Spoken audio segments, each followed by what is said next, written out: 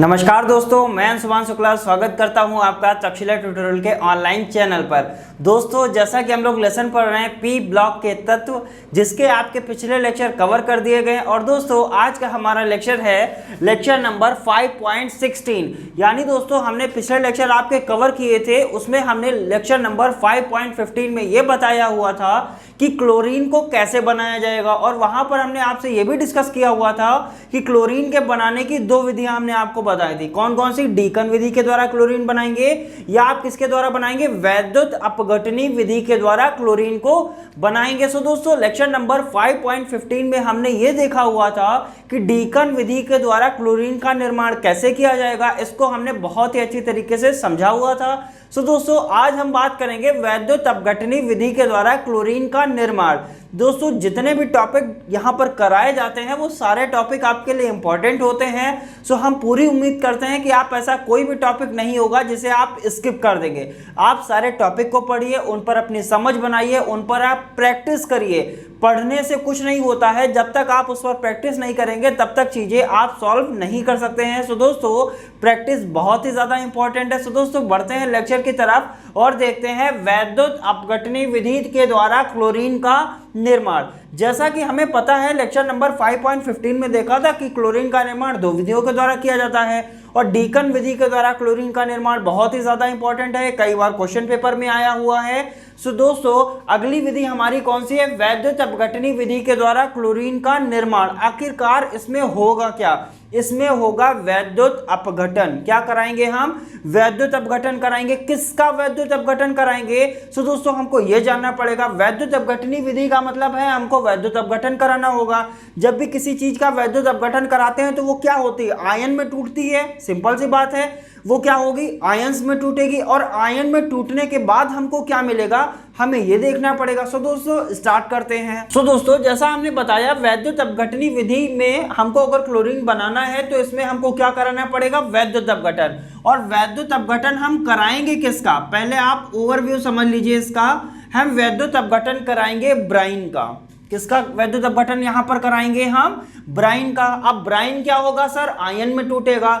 जब Bryan ion में टूटेगा तो हमको प्राप्त क्या होगा उससे? सो दोस्तों, यहीं पर एक बहुत बड़ा क्वेश्चन मार्क आ गया होगा सर, ये तो नाम हमने आज तक सुना ही नहीं है कि आखिरकार ये होता क्या है, यानी ये ब्राइन आखिरकार है क्या सर जी? आप पहले हमको ये बताइए, इस ब्राइन का मतलब हमें समझ में नहीं आ रहा है। सो दोस्तों, अगर हम ब्राइन का दूसरा नाम लिखें तो आप बहुत ही आसानी तरीके से समझ जाएंगे। दोस्तों, ब्राइन कहते किसको हैं? ब्राइन कहते हैं सांद्र NaCl।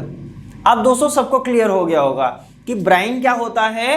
अगर NaCl का आप विलयन ले रहे हैं और वो NaCl ले रहे हैं और उसका विलयन कैसा है? सांद्र है, तो वो क्या कहलाएगा? ब्राइन कहलाएगा। क्वेश्चन क्लियर हो गया होगा आखिरकार ब्राइन क्या होता है। सो दोस्तों, यहां से आपको एक चीज क्लियर हो रही होगी, ब्राइन क्या होता है? NaCl का ऐसा विलयन जो कैसा होना चाहिए? सांद्र होना चाहिए। अगर सांद्र NaCl का विलयन है तो वो क्या कहलाएगा? ब्राइन कहलाएगा। ठीक है दोस्तों, अब हमने क्या बताया? वैद्युत अपघटनी विधि के द्वारा जब क्लोरीन आप बनाएंगे तो आप ब्राइन लेंगे। ब्राइन का क्या कराएंगे? वैद्युत अपघटन। अगर आप ब्राइन का वैद्युत अपघटन कराएंगे तो वो क्या होगा? आयन में टूटेगा। सिंपल सी बात है। इसका मतलब ब्राइन है क्या? NaCl है कि नहीं है? चलिए, अगर NaCl का वैद्युत अपघटन हम कराएं तो ये आयन में टूटेगा कि नहीं टूटेगा? बिल्कुल बात है। इसकी जगह यहां पर क्या लिख सकते हैं? ये क्या है? हमने लिया है ब्राइन। ब्राइन का मतलब NaCl कैसा होगा? सांद्र होगा। अब इसका हम क्या कराएंगे? वैद्युत अपघटन कराएंगे। ठीक है, वैद्युत अपघटन। और वैद्युत अपघटन होता कहां है दोस्तों? जैसा सभी को पता है, वैद्युत अपघटन जो होता है वो किसके मध्य होता है? इलेक्ट्रोडों के मध्य होता है। यही तो क्लियर होगा। वैद्युत अपघटन किसके मध्य होगा? इलेक्ट्रोडों के मध्य। और इलेक्ट्रोड कितने प्रकार के होते हैं सर? आपको पता है, इलेक्ट्रोड दो प्रकार के होते हैं, या तो पॉजिटिव होगा या तो निगेटिव होगा। पॉजिटिव और निगेटिव दो ही तो इलेक्ट्रोड होते हैं। चलिए, एक इलेक्ट्रोड हमने पॉजिटिव ले लिया, एक इलेक्ट्रोड हमने निगेटिव ले लिया। अब दोस्तों, क्वेश्चन मार्क, पॉजिटिव इलेक्ट्रोड को क्या कहते हैं और निगेटिव इलेक्ट्रोड को क्या कहते हैं? सो दोस्तों, नाम सभी को ध्यान होगा। पॉजिटिव इलेक्ट्रोड क्या कहलाता है? एनोड कहलाता है। और निगेटिव इलेक्ट्रोड क्या कहलाता है दोस्तों? कैथोड कहलाता है। दोस्तों, यहाँ पर हम कुछ इस तरीके से रिप्रेजेंट कर रहे हैं, बल्कि इसका सारा रिटन नोट आपको कहाँ मिलने वाला है, जैसा सभी को पता रहता है और हम हर वीडियो में रिपीट करते हैं, वो आपको रिटन नोट दोस्तों आपको कहाँ मिलेगा, डिस्क्रिप्शन बॉक्स में नीचे लिंक दिया गया है, लिंक पर जाना है, क्लिक करना है, पीडीएफ को डाउनलोड करना है और पीडीएफ डाउनलोड करने के बाद उसको पढ़ना जरूर है। अगर पीडीएफ डाउनलोड करने में कोई प्रॉब्लम आ रही है तो क्या करना है, हमारे कांटेक्ट नंबर पर हमसे कांटेक्ट भी कर लेना है। तो दोस्तों जैसा हमने क्या बताया, हमको क्लोरीन बनाना है और क्लोरीन बनाने की दो विधियां, या तो डीकन विधि या वैद्युत अपघटनी विधि। डीकन विधि के द्वारा क्लोरीन का निर्माण हमने लेक्चर नंबर 5.15 में पढ़ लिया था। आज हम लेक्चर डिस्कस कर रहे हैं 5.16।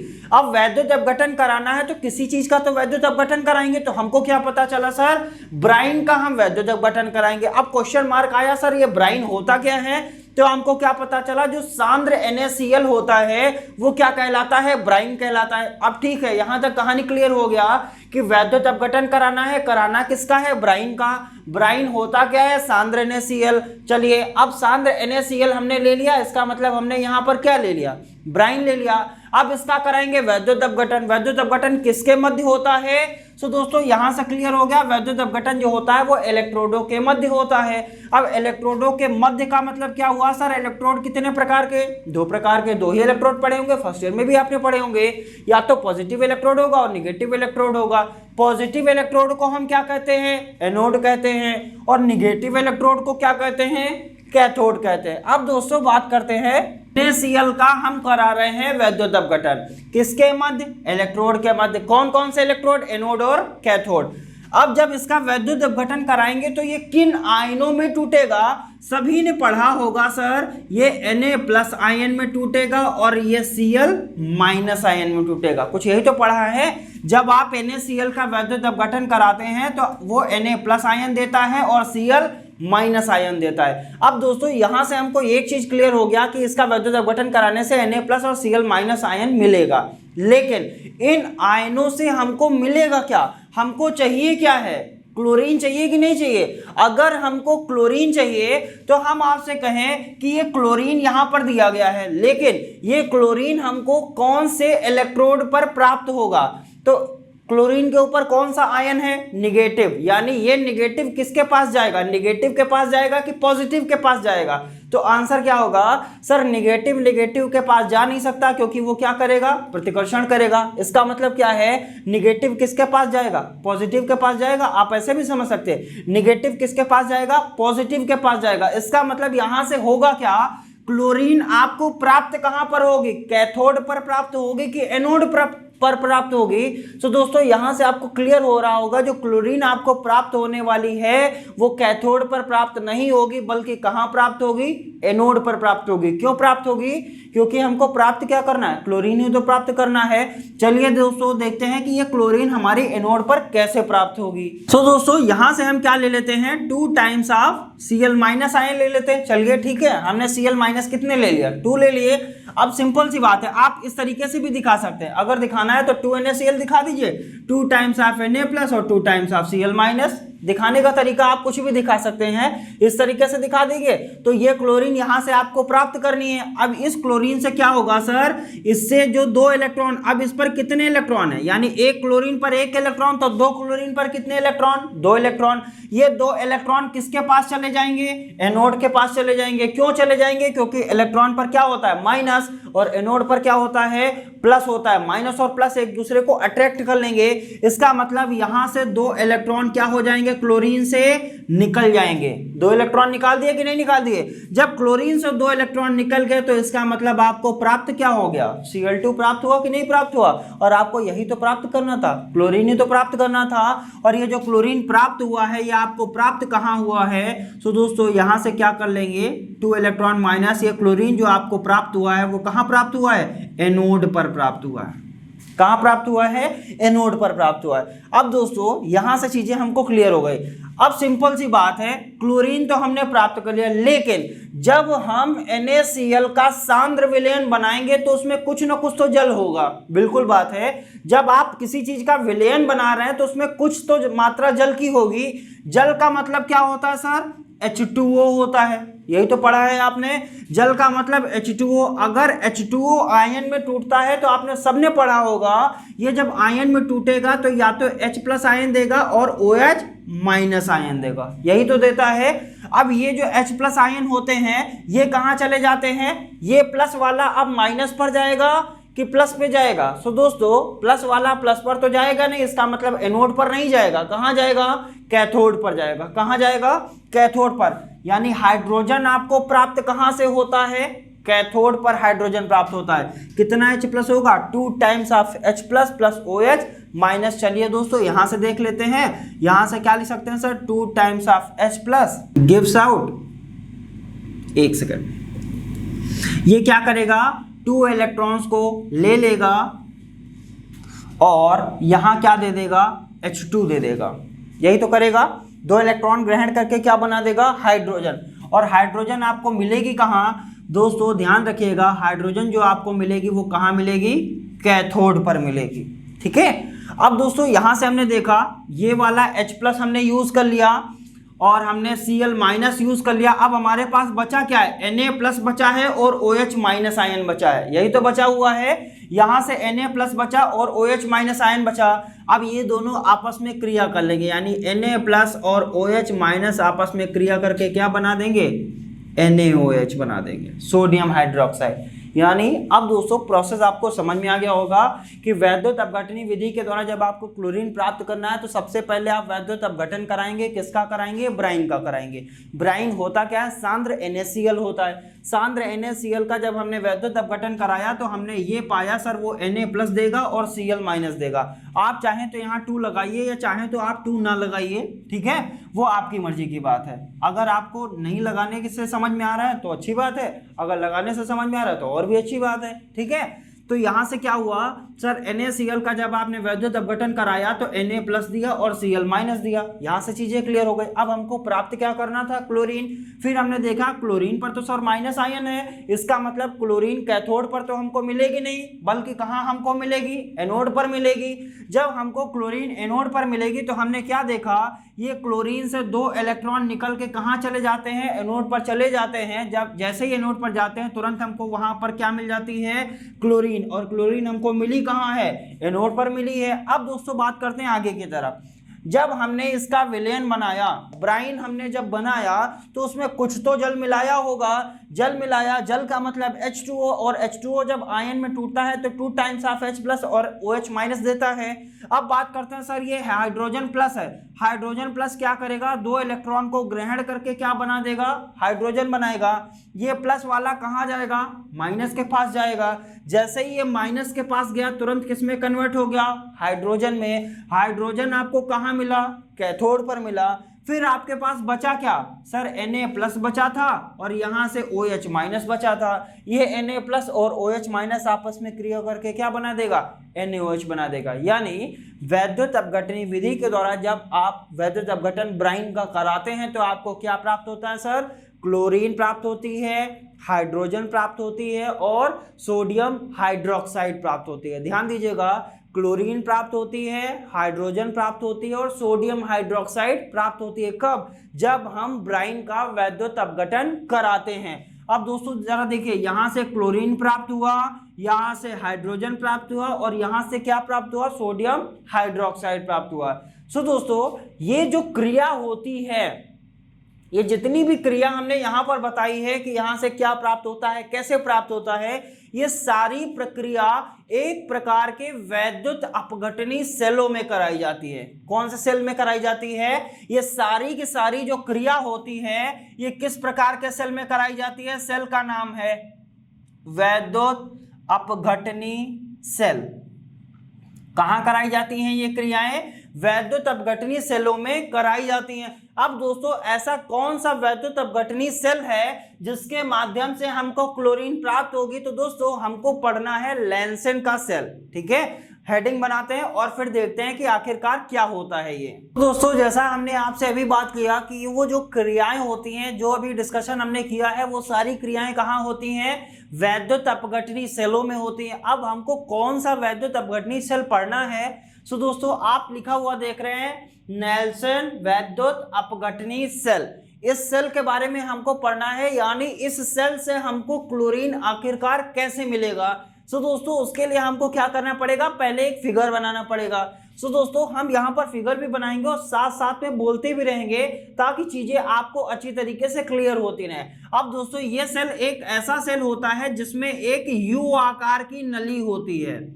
सो दोस्तों चलिए हमने एक यू आकार की नली बना लिया। कुछ यू लग रहा है कि नहीं लग रहा है, बिल्कुल लग रहा है, ठीक है। नेल्सन वैद्युत अपघटनी सेल में यू आकार की एक नली होती है। चलिए पूरी तरीके से इसको यू आकार का बना लेते हैं। कुछ इस तरीके से इसमें क्या होगी, एक नली होगी। अब इस नली में बाहर की तरफ क्या लगा होता है दोस्तों, ध्यान दीजिएगा, इस नली में बाहर की तरफ क्या लगा होता है, स्टील छिद्रित होती है। कैसे लगी होती है, छिद्रित स्टील की परत होती है। छिद्रित का मतलब उसमें हल्के हल्के से छेद टाइप के रहते हैं। सो दोस्तों ये हम क्या बना रहे हैं, स्टील की एक परत बना रहे हैं। ये कैसी स्टील है, छिद्रित स्टील है। सो दोस्तों इस तरीके से हम यहां पर इसको बना दे रहे हैं। दोस्तों हमने इसमें बना दिया, ये क्या कर दिया, ये एक स्टील बना दिया। कैसा स्टील है, छिद्रित स्टील है, ध्यान दीजिएगा।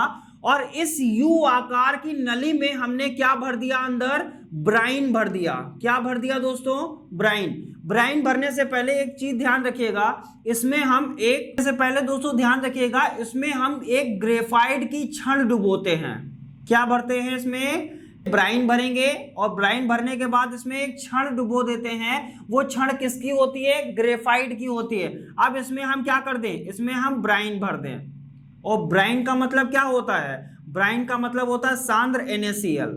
जब इसमें हमने एक ब्राइन भरा हुआ है, अब दोस्तों इसको क्या करेंगे, ये जो यू आकार की नली होती है ये एक बॉक्स में बंद होती है। तो यहां से एक बॉक्स बना लेते हैं। सो दोस्तों इस तरीके से हमने क्या कर दिया, एक बॉक्स बना दिया। अब दोस्तों इसमें हमने लिया क्या है, ये क्या हो गया आपका ब्राइन। ब्राइन का मतलब क्या हो गया सर, सांद्र NaCl का विलयन हो गया। अब दोस्तों ये जो छिद्रित स्टील है इसको क्या कहते हैं, इसको भी लिख लेते हैं, यहां पर क्या लिख लेते हैं, छिद्रित स्टील। छिद्रित स्टील, ठीक है। अब ये छिद्रित स्टील काम किसका करती है दोस्तों, ध्यान दीजिएगा। ये जो छिद्रित स्टील होती है ये काम करती है एक प्रकार के इलेक्ट्रोड का। और कौन सा इलेक्ट्रोड होता है, ये इलेक्ट्रोड होता है दोस्तों कैथोड। ये छिद्रित स्टील जो होती है वो किसका काम करती है, कैथोड का काम करती है। और कैथोड का मतलब क्या होता है सर, निगेटिव, यही तो होता है। और ये क्या है सर, ये एक ग्रेफाइट की छड़ है जो किसका कार्य करती है दोस्तों, ये भी एक इलेक्ट्रोड का कार्य करती है। और कौन सा इलेक्ट्रोड होता है, कैथोड। वहां पर ले लिया है तो यहां हम क्या ले लेंगे, एनोड ले लेंगे। यानी ये जो ग्रेफाइट की छड़ होती है यहां पर लिख लेंगे, ये है क्या, ग्रेफाइट की छड़।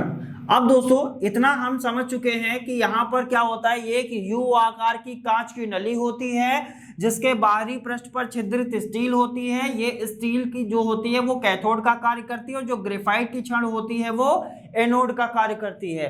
अब ये जो स्टील, ये जो कांच की यू आकार की नली है इसमें हम क्या भर देते हैं दोस्तों, ध्यान दीजिएगा, इसमें भरा जाता है एस्बेस्टॉस। क्या भरते हैं, एस्बेस्टॉस भरते हैं। फिर एस्बेस्टॉस भरने के बाद क्या होगा, इसमें इसकी प्रक्रिया हम आगे देखेंगे। पहले इसमें हम क्या कर देते हैं, एस्बेस्टॉस को भर देते हैं। सो दोस्तों इस तरीके से हम यहाँ पर इसमें क्या दिखा सकते हैं सर, इसमें क्या कांच की यू आकार की एक नली है, उसमें क्या भरा हुआ है, ये भरा हुआ है आपका इसमें एस्बेस्टॉस। तो हमको प्राप्त क्या करना है, हमको प्राप्त करना है क्लोरीन। चलिए इसको क्या दिखा देते हैं सर, ये क्या है, इसमें एस्बेस्टॉस। एस्बेस्टॉस भरते हैं। अब दोस्तों इसमें होगा क्या, ब्राइन भरा है तो कहीं ना कहीं से तो भरा होगा, तो इसका मतलब ब्राइन जो भरा है वो आपने कुछ इस तरीके से भरा हुआ होगा। यहां से आके इसमें से आपने क्या किया होगा, इस नली की सहायता से आपने इसमें, ये एक प्रकार का सेल होता है, इसमें आपने ब्राइन कहां से भरा है, इस नली से आपने क्या किया है, इसमें ब्राइन भरा है। अब जब आपने ब्राइन भरा तो हमने क्या कहा था, जब वैद्युत अपघटन होता है तो क्या क्या प्राप्त होता है, हाइड्रोजन प्राप्त होती है। जो हाइड्रोजन प्राप्त होगी वो कहां से आपको प्राप्त होगी, यहां से आपको क्या हो जाएगी सर, हाइड्रोजन प्राप्त हो जाएगी। यहां से क्या निकलेगा, यहाँ से सर प्राप्त आपको होने वाली है, क्या प्राप्त होगी, हाइड्रोजन प्राप्त होगी। अब दोस्तों हाइड्रोजन तो हमको प्राप्त हो गई, और हमको क्या प्राप्त होता है सर, जब हम ब्राइन का वैद्युत अपघटन कराते हैं तो हमको NaOH प्राप्त होता है। यानी यहां से आपको क्या प्राप्त होगा, NaOH, और NaOH यहां से जब प्राप्त होगा तो इन छिद्रों के माध्यम से क्या होगा, नीचे की तरफ निकलेगा। इन छिद्रों से क्या होगा, नीचे की तरफ NaOH आएगा, और NaOH जब नीचे की तरफ आएगा तो कुछ इस तरीके से, इस प्रकार के सेल में नीचे की तरफ क्या इकट्ठा हो जाता है दोस्तों, NaOH इकट्ठा हो जाता है। सो दोस्तों इन छिद्रों, इसीलिए छिद्रित स्टील लेते हैं। क्यों लेते हैं छिद्रित, क्योंकि इन छिद्र के माध्यम से NaOH कहाँ आ जाता है, नीचे की तरफ आ जाता है। सो दोस्तों यहां से आपको क्या प्राप्त हो गया, NaOH प्राप्त हो गया। हमने क्या कहा था, जब आप ब्राइन का वैद्युत अपघटन कराएंगे तो आपको हाइड्रोजन प्राप्त होगा, NaOH प्राप्त होगा। हाइड्रोजन हमको प्राप्त हो गया, NaOH। अब बात करते हैं सर क्लोरीन कहां से प्राप्त होगी। सो दोस्तों यहां से आपको क्या मिल जाएगा, इस तरीके से हम दिखा सकते हैं, यहां पर, यहां से आपको क्या मिल जाएगी, क्लोरीन मिल जाएगी। और हमको प्राप्त क्या करना था, वैद्युत अपघटनी विधि के द्वारा क्लोरीन का हमको निर्माण ही तो करना था। और हमने क्या देखा, पहले वैद्युत अपघटनी विधि के द्वारा क्लोरीन का निर्माण कैसे किया जाएगा, फिर हमने उसमें यह देखा कि किस प्रकार के सेल के द्वारा हम वैद्युत अपघटन करा के हम क्या कर सकते हैं, क्लोरीन को प्राप्त कर सकते हैं। तो सेल का नाम है नेल्सन वैद्युत अपघटनी सेल। इस सेल में होता क्या सर, इस सेल में कांच की एक यू आकार की नली होती है, जिसमें बाहर की तरफ छिद्रित स्टील लगा होता है। यह स्टील कैथोड का कार्य करता है, तथा इस यू आकार की नली में एस्बेस्टॉस भरा होता है। इस यू आकार की नली में अंदर की तरफ हम क्या करते हैं, ब्राइन भरते हैं, तथा इस ब्राइन में एक ग्रेफाइट की छड़ डुबो देते हैं, जो ग्रेफाइट की छड़ एनोड का कार्य करती है। अतः यह संपूर्ण उपकरण एक बॉक्स में बंद होता है। फिर इसका क्या करते हैं, ब्राइन का वैद्युत अपघटन कराने से हमें हाइड्रोजन, NaOH और क्लोरीन प्राप्त हो जाती है। सो दोस्तों ये एक प्रकार की विधि है जो हमने आपको मौखिक रूप से बताई हुई है, और दोस्तों इसका रिटन नोट आपको मिल जाएगा, और कहाँ मिलेगा ये भी आपको एकदम क्लियर होगा। सो दोस्तों उम्मीद करते हैं क्लोरीन का निर्माण डीकन विधि के द्वारा कैसे किया जाएगा ये आपने पिछले लेक्चर में देखा होगा, और वैद्युत अपघटनी विधि के द्वारा क्लोरीन का निर्माण कैसे किया जाएगा ये आपने इस लेक्चर में देख लिया है। सो दोस्तों बढ़ते हैं आगे की तरफ और देखेंगे क्लोरीन के भौतिक गुण और क्लोरीन के रासायनिक गुण। आइए दोस्तों इसको हटाते हैं और पढ़ते हैं क्लोरीन के भौतिक गुण। तो बात करते हैं क्लोरीन के भौतिक गुण। जैसा कि हमने क्लोरीन को बनाना देख लिया है डीकन विधि और वैद्युत अपघटनी विधि, अब बढ़ते हैं जो क्लोरीन हमने बनाई है आखिरकार इसके भौतिक गुण क्या होते हैं और फिर इसके रासायनिक गुण क्या होते हैं उनकी भी चर्चा करेंगे। तो दोस्तों पहला भौतिक गुण लिखा हुआ है, यह क्या होती है, रंगीन होती है। रंगहीन नहीं होती है बल्कि कैसी होती है, रंगीन होती है। क्लोरीन किस रंग की होती है, पीले रंग की होती है। नेक्स्ट पॉइंट क्या है, इसमें विशेष प्रकार की गंध होती है, यानी इसमें एक स्मेल होती है, ये स्मेललेस नहीं होती यानी ऑर्डरलेस नहीं होती है, इसमें एक प्रकार की गंध होती है। नेक्स्ट पॉइंट है, इसकी गंध से क्या होता है दोस्तों, दम घुटता है। दम घुटने का मतलब क्या होता है, इसकी क्लोरीन जो होती है इसकी गंध से आपका क्या होने लगेगा, दम घुटने लगेगा। दम घुटने का मतलब क्या होता है, जैसे ऑक्सीजन अगर पर्याप्त मात्रा में नहीं मिलती तो क्या कहते हैं हम, हमारा दम घुट रहा है। नेक्स्ट पॉइंट क्या है, यह विषैली गैस होती है। पॉइंट ध्यान रखिएगा, क्लोरीन एक प्रकार की कैसी गैस है, विषैली गैस। यह जल में क्या होती है, विलेय होती है, अच्छी बात है। नेक्स्ट पॉइंट क्या लिखा हुआ है, यह वायु से भारी होती है। तो दोस्तों ये कुछ बेसिक पॉइंट है जो क्लोरीन के बारे में जानना आपके लिए जरूरी था। इस तरीके से हमने क्लोरीन के भौतिक गुणों को पढ़ा है। अब बढ़ते हैं आगे की तरफ और देखते हैं क्लोरीन के रासायनिक गुण। दोस्तों बात करते हैं क्लोरीन के रासायनिक गुण, बहुत ही सिंपल हैं, बहुत सारे सिंपल रासायनिक गुण हम करवाएंगे जिनको आप ध्यान रखेंगे। चलिए पहले रासायनिक गुण की हम चर्चा करते हैं। बात करते हैं अगर हम मैग्नीशियम को ले लें, किसको ले ले, मैग्नीशियम, और मैग्नीशियम की रिएक्शन किसके साथ करा दें, क्लोरीन के साथ। क्लोरीन के साथ क्यों कराया, क्योंकि क्लोरीन का ही तो रासायनिक गुण हमको पढ़ना है, यानी अगर क्लोरीन मैग्नीशियम के साथ रिएक्शन करेगा तो क्या बनाएगा। सो दोस्तों सिंपल सा आंसर क्या है सर, मैग्नीशियम क्लोराइड बना देगा। क्या बनाएगा, मैग्नीशियम क्लोराइड यानी MgCl2 बना देगा। इस तरीके से हमको क्या मिल जाएगा, मैग्नीशियम क्लोराइड मिल जाएगा। कब मिलेगा, जब क्लोरीन मैग्नीशियम से रिएक्शन करके क्या बनाता है, मैग्नीशियम क्लोराइड बनाता है। अब दोस्तों बात करते हैं दूसरी रिएक्शन। अगर हम यहाँ पर जिंक ले लें, मैग्नीशियम की जगह हमने क्या ले लिया, जिंक ले लिया, और जिंक की हम रिएक्शन करा दें किसके साथ, क्लोरीन के साथ अगर रिएक्शन करा दे तो हमको क्या मिलेगा। तो दोस्तों जैसा कि हम लोगों को यहाँ पर मैग्नीशियम क्लोराइड मिला था और यहाँ पर क्या मिल जाएगा, इस तरीके से हमको यहाँ मिल जाएगा जिंक क्लोराइड। क्या मिल जाएगा, मैग्नीशियम क्लोराइड ऊपर मिला था, नीचे क्या मिल गया, जिंक क्लोराइड। कब मिला, यहाँ पर मैग्नीशियम से रिएक्शन हुआ तो मैग्नीशियम क्लोराइड, यहाँ पर जिंक से रिएक्शन हुआ तो जिंक क्लोराइड हमको मिल जाएगा। अब दोस्तों बढ़ते हैं आगे की तरफ। तीसरा रासायनिक गुण, अगर हम ले लें एल्यूमिनियम, क्या ले लें, 2 टाइम्स ऑफ एल्यूमिनियम ले लें और 3 टाइम्स ऑफ क्या ले लें, Cl2 ले लें। यानी अगर एल्यूमिनियम क्लोरीन के साथ रिएक्शन करेगा तो क्या बनाएगा। सो दोस्तों आपको पता होगा क्या बनाएगा, एल्यूमिनियम क्लोराइड बनाएगा। और एल्यूमिनियम क्लोराइड का फॉर्मूला क्या लिखेंगे, 2AlCl3। ये क्या होता है आपका एल्यूमिनियम क्लोराइड। देखिए जरा, एल्यूमिनियम यहाँ पर 2 है कि नहीं है, बिल्कुल यहाँ पर एल्यूमिनियम कितना है, 2 है। यहाँ क्लोरीन है कितने, 3 दूना 6, 2 तिया 6। जरा देखिए यहाँ पर 2 एल्यूमिनियम और 6 क्लोरीन है। सो दोस्तों यहाँ से आपको क्या मिल जाएगा, एल्यूमिनियम क्लोराइड मिल जाएगा। मैग्नीशियम से रिएक्शन करेगा क्लोरीन, मैग्नीशियम क्लोराइड। जिंक से रिएक्शन करेगा क्लोरीन, जिंक क्लोराइड। एल्यूमिनियम से रिएक्शन करेगा क्लोरीन, एल्यूमिनियम क्लोराइड मिल जाएगा। आगे की रिएक्शंस क्या है उसको देखने के लिए हमको क्या करना पड़ेगा, इसे हटाना पड़ेगा और बढ़ते हैं आगे की रिएक्शंस की तरफ। तो बात करते हैं अगले रासायनिक गुण की तरफ। जो चौथा रासायनिक गुण है वो आपके लिए क्या है, जरूरत से ज्यादा इंपॉर्टेंट है। सो दोस्तों यहाँ पर हम किससे रिएक्शन करवाने वाले हैं, CO से। CO का मतलब क्या होता है, यहां पर इसको बोलते हैं कार्बन मोनोऑक्साइड। क्या बोला जाता है, कार्बन मोनोऑक्साइड। अगर ये रिएक्शन कर जाए किसके साथ, क्लोरीन के साथ। किसके साथ रिएक्शन कर जाए, क्लोरीन के साथ रिएक्शन कर जाए तो ये बनाता है सर COCl2। क्या बनाता है, COCl2 यानी कार्बोनिल क्लोराइड इसको बोलते हैं। ये क्या बनाएगा, CO के साथ रिएक्शन यानी कार्बन मोनोऑक्साइड के साथ रिएक्शन अगर क्लोरीन करता है तो क्या बनाएगा, CaCl2 बनाएगा। और इसको हम कहते हैं सर फास्जीन।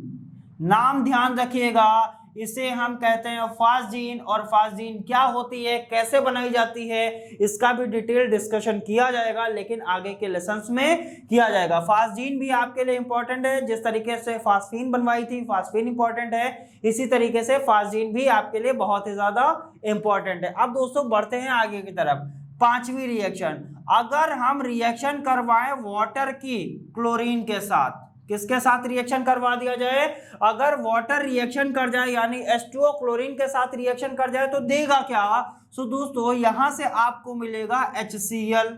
और क्या मिलेगा, यहां से मिल जाएगा HCl। इसका मतलब 2 H थे, 1 H 1 Cl लेके चला गया। अब यहां पर बचा क्या, 1 H बचा, 1 O बचा और 1 Cl बचा। इसका मतलब हम यहां पर लिख सकते हैं HOCl। लिख सकते हैं कि नहीं लिख सकते हैं, 2 H थे, 1 H यहां से 1 Cl के साथ HCl बना दिया। बचा क्या, यहाँ 1 H बचा, 1 O बचा, 1 Cl बचा, इसको लिख दिया। और इसको बोलते क्या है, इसको बोलते हैं हाइपोक्लोराइड। क्या बोलते हैं, नाम ध्यान रखिएगा, इसको बोला जाता है हाइपोक्लोराइड। हाइपोक्लोराइड, ठीक है। सो दोस्तों यहां से हमने देखा कि HCl मिला, कब मिला, जब क्लोरीन वाटर के साथ रिएक्शन करता है तो हाइड्रोक्लोरिक एसिड और हाइपोक्लोराइड देता है। अब दोस्तों बात करते हैं यहाँ पर, ये जो हाइपोक्लोराइड है क्या ये कुछ और देगा कि नहीं देगा। सो दोस्तों अगर हम 2 टाइम्स ऑफ हाइपोक्लोराइड ले लेते हैं, 2 टाइम्स ऑफ HOCl, हाइपोक्लोराइड का फॉर्मूला क्या होता है, HOCl होता है। 2 टाइम्स ऑफ HOCl ले लेंगे तो हमको यहां से मिलेगा क्या, 2 टाइम्स ऑफ HCl मिल जाएगा। और बचेगा क्या, 2 टाइम्स ऑफ HCl यानी 2 H और 2 Cl आप निकाल दीजिए। 2 H निकल गए, 2 Cl निकल गए, बचा क्या, ऑक्सीजन कितना बचा, 2 बचा कि नहीं बचा। यानी यहां से आपको क्या मिल जाएगा, अगर हाइपोक्लोराइड है वो फिर से क्या बनाएगा, हाइड्रोक्लोरिक एसिड और ऑक्सीजन देगा। और दोस्तों ध्यान रखिएगा, ये हमारे अगले लेक्चर का अगला टॉपिक होगा। ये क्या है, हाइड्रोक्लोरिक एसिड, यानी हाइड्रोक्लोरिक एसिड भी कैसे बनाई जाती है इसका भी हमको डिस्कशन करना है। और दोस्तों वो डिस्कशन कहाँ होगा, उसका डिस्कशन होगा हमारे अगले लेक्चर में, यानी लेक्चर हमारा रहेगा अगला 5.17। सो दोस्तों उम्मीद करते हैं कि पी ब्लॉक के तत्वों में आपको क्लोरीन बनाना बहुत ही अच्छी तरीके से आ गया होगा। क्लोरीन के भौतिक गुण क्या होते हैं, क्लोरीन के रासायनिक गुण क्या होते हैं, इनका सबका हमने डिस्कशन कर लिया है। दोस्तों आज के लेक्चर में इतना ही। आप इनकी प्रैक्टिस करिएगा, इन पर आप थोड़ा सा फिगर बनाने की कोशिश करिए, इनको आप मेमोराइज करने की कोशिश करिए। मेमोराइज करने का मतलब ये बिल्कुल भी नहीं है कि आप रट्टाफिकेशन करेंगे, आप इनको समझिए, समझकर थोड़ा सा ध्यान रखने की कोशिश कीजिए। मिलेंगे नेक्स्ट लेक्चर में कुछ और नए टॉपिक के साथ, तब तक के लिए धन्यवाद।